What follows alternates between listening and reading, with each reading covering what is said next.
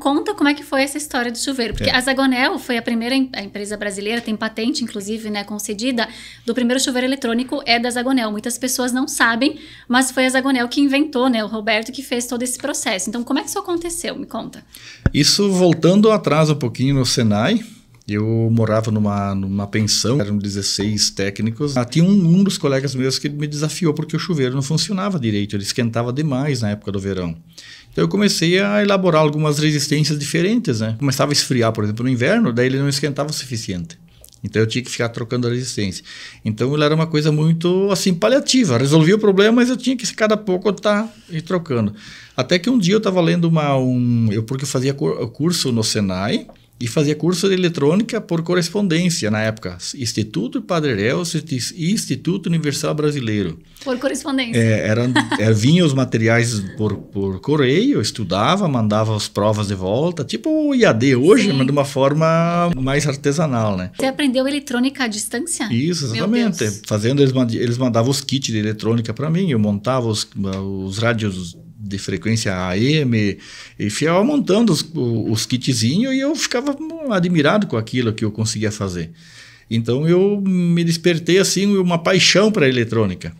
Até que um dia eu estava lendo um material que veio, porque eu lia 10 vezes aquele material até entender.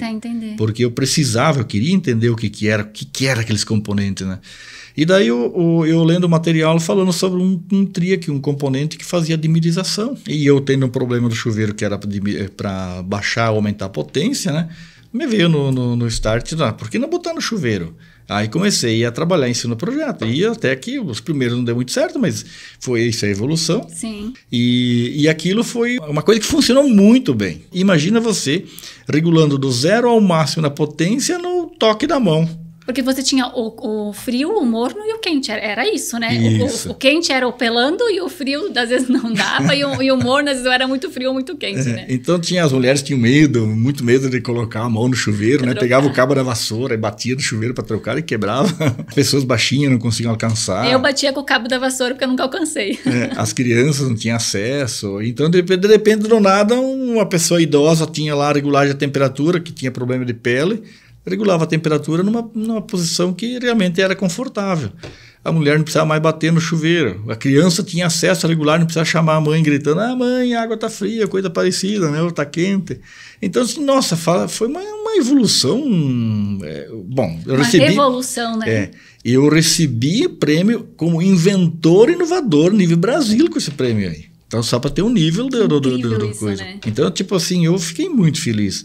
Eu tenho já dois prêmios do Sebrae, esse prêmio Inventor Inovador, 3 vezes através do Estado, que é o STEM de Inovação. Cada vez aumenta o compromisso de a gente ser incentivador da inovação, mas não só na empresa. Eu incentivo inovação na região.